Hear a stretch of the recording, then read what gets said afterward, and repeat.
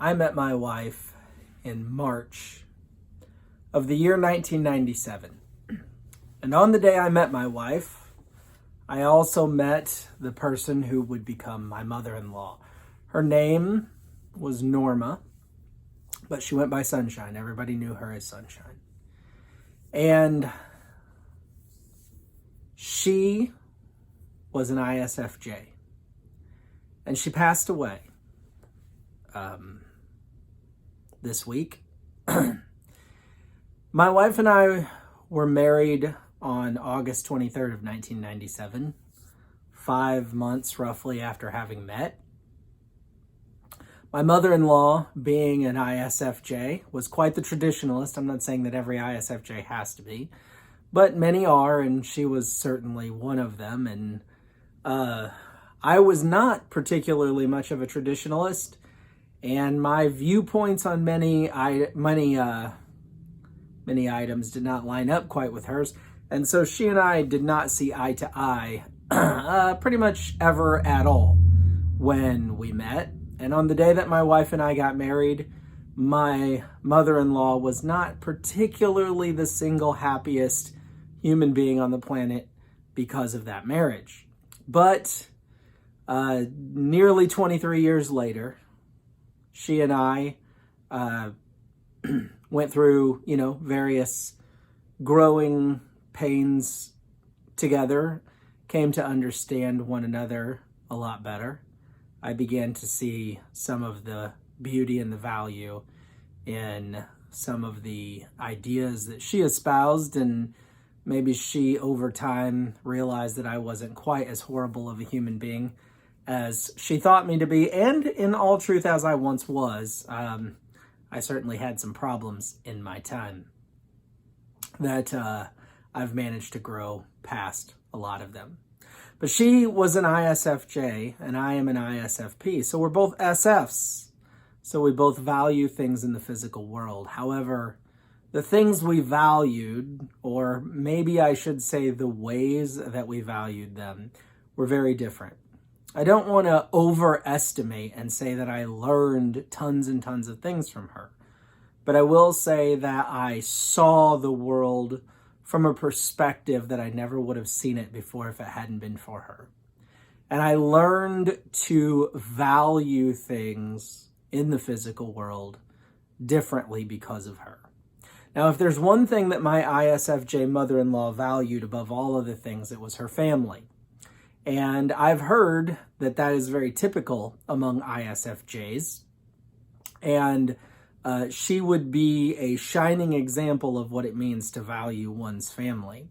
She valued her family as so many others do. But what I learned from her were ways to show in the tangible, in the physical world, through tangible expressions. I learned ways to show other human beings that I value them. One of the things that I remember is that when my wife and I were first married, my mother-in-law lived in a little single-wide trailer in Kentucky, and we would drive down there one weekend out of every month. For the first few years after my wife and I got married. My wife was 18 when we got married and I was 20. We would go down there one weekend every month.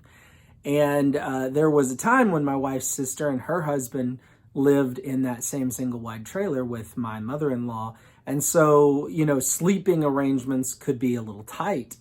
And my mother-in-law gave up her bed for us. And she slept on the couch, or she slept in her recliner, or whatever it might have been. Now, as an ISP specifically, and as a young person, I had a very selfish vein running through my body.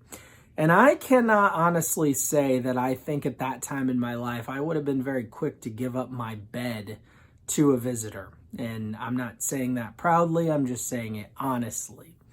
But she could not imagine having company at her house and not offering them the most comfortable place to sleep that she could think of. She was a person who always had a meal on the table, probably more food than was needed, but it was very good and very, very fantastic. And she went all out to make sure that her guests, that her family, that anyone who walked through the threshold of her door was well taken care of. She always wanted to make sure that every guest in her home was comfortable. Every guest in her home was fed. Every guest in her home was cared for. She was quick to make sure that the physical needs of the people that she cared about were met if it was within her power to meet them. And though that whole concept and her ways in some way seemed out of place or strange to me when I was young, over time I began to see the degree to which she would set herself aside and her own needs aside in order to meet what she believed to be the physical needs of her guests, of her family, of the people that she was, in her mind, I think, charged with the care of. She was charged with the care of them because they were in her home, because they were her guests, because they were her family. And she would do whatever was necessary to make sure that their physical needs were cared for. Now, I'm an SF, and I value things in the physical world, and I value people, and I value my family very greatly. But my way of showing my value to my family or the value that my family has to me is different than what I saw in her. But I saw over time that there is really great beauty in the way that she went about showing her love for her family, the way she went about communicating to the people in her life that she valued them and that they mattered to her. Now, the bed thing has stuck in my mind above all else. While she cared for the physical needs of anyone who walked in her door, the fact that she gave up her bed, and she didn't just give up her bed when my wife and I were young. We have gone to Kentucky to visit her for 23 years, basically. And she never ceased to give up her bed, ever. And no matter what house she lived in, and she moved a lot, let me tell you, she was a mover. No matter what house she lived in, no matter how many rooms it had, no matter the sleeping arrangements, no matter what was going on, she was going to sleep on the couch or on her recliner so that her guests could have a bed. And I didn't expect that. I don't think I hope I didn't communicate to her that was an expectation. But I think with her, the thought of anything less was unthinkable. It would have been an anathema to her to think that she had a family member visiting and staying the night at her house and she did not offer them her bed. It's truly remarkable. And let me tell you, when I was younger, my body could have handled sleeping on the couch or a recliner or whatever probably a lot better than her body did. I mean, we're talking about a woman who had double mastectomy, multiple heart attacks, major esophagus rebuild surgery. She went through a lot in her life. I'm sure it hurt. I'm 43 now. I'm getting a little older, and I know how it hurts to sleep on the couch or sleep on the floor or whatever, sleep on the love seat. It's not as easy as it was when I was in my 20s. But something happened that is a big deal to me when I look back on it. For all these years, this 20 some odd years, this ISFJ family loving woman gave up her bed to me and my wife, her daughter. And a few years ago, she began having complications with the esophagus issue that she had dealt with back in the 1980s. And she had to come up to a hospital near where we live. And we lived about 2.5 hours away from where she lived. And she had to come up to the hospital here in the city, the big city that's just north of us.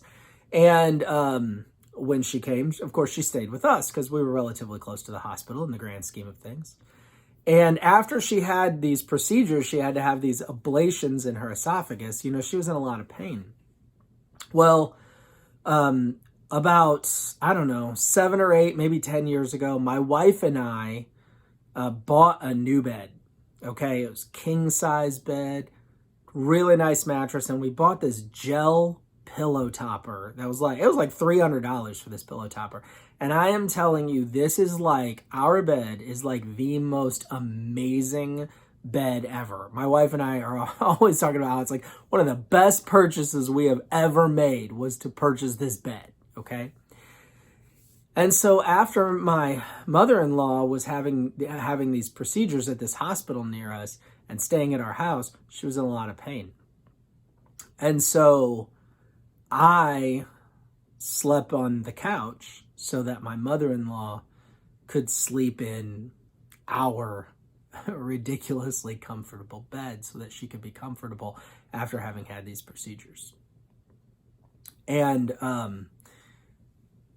after 20 some odd years of her giving up her bed to us, I had the privilege of being able to give up my bed to her so that she could be comfortable. And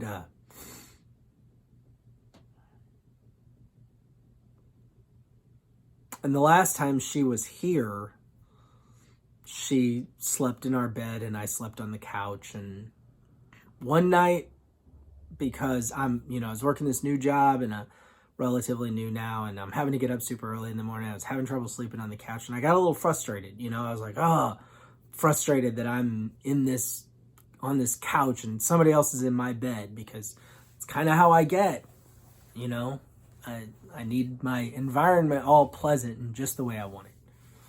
And I look back on that and I think, first of all, I'm ashamed and I regret that I had that reaction. Because, first of all, sorry, my thoughts are going crazy. Because it was a true privilege to give up my bed to this person who had given up her bed to me for all those years. And then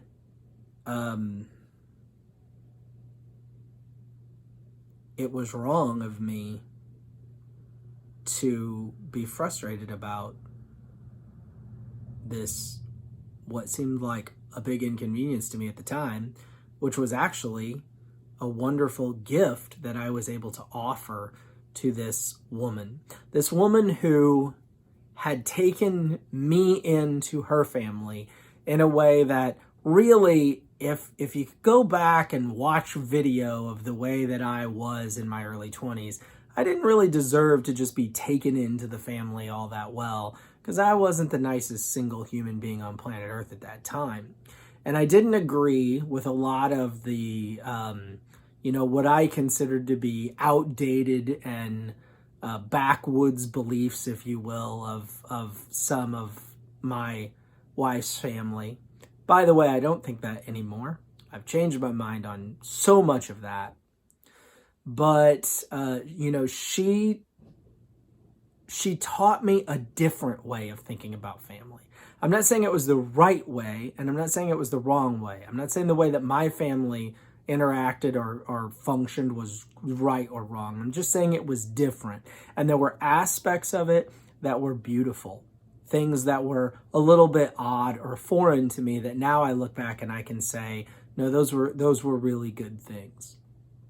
But above them all, and I could probably make a big list of examples, I just can't get it out of my mind that this traditional woman who, with her SI was devoted to the concept of things really being a certain way, that they should be a certain way, that things should be done a certain way and organized a certain way, and things ought to function a certain way. And among those things are family. And in what way should those things function? Well, let's just move down to her extroverted feeling. They should function in a way that the group of people that she is welcoming into her home are kept emotionally and physically happy and in a pleasant situation and well cared for. And she well cared for us. And she gave up her bed. And I just can't get over that. It's just stuck in my mind that for 20 some odd years, every time we came to visit, this woman gave up her bed for me and for my wife. And while I am frustrated with myself that the last time that she was here, well, maybe it wasn't the last time. The last time or the time before that I had one night where I got upset about it, which was really stupid and selfish on my part. And I'll admit that. But at the same time, I am so thankful. Honestly, I am so thankful that I had the opportunity to, in her last months of life, when she was in pain and when she was being, having to go through various procedures and whatnot. And actually, now that I think about it, it's been over the last couple of years. She started those procedures like 2 years ago. I'm so thankful that I had the opportunity to do for her just a little bit of what she did for me. It was a great privilege. It was a great privilege. And so the purpose of this video is to say that ISFJs have some really amazing things to teach us about how to organize life in such a way that those people that we care about are well cared for. And if we can watch them and pay attention to them, we can probably learn. And if you're around an ISFJ, you're probably going to feel relatively well cared for. And if you get the opportunity to repay that kindness, do it. And don't be begrudging about it, because when time has passed, you'll be thankful that you had the opportunity and that you took it. My mother-in-law's name was Sunshine. That was her, not her given name. Her name was Sunshine. I knew her for, well, now it's been more than 23 years. She was an ISFJ. She was crazy and weird, and if you didn't value things in the physical world in the same way that she did, she definitely was not afraid to let you know it. But in so many ways, she was a beautiful and wonderful woman, and I will miss her greatly. So I just wanted to take a moment to say some things about her, and really to just say that if she is in any way representative of ISFJs in general, then there is certainly a major aspect of them that is a beautiful benefit to our world, and we should appreciate them. And to everybody who knew her through the eyes of a child, her name was Nanny. She was nanny to all of our kids. She was nanny to all of our grandkids. So I love you, Nanny, and I'll miss you.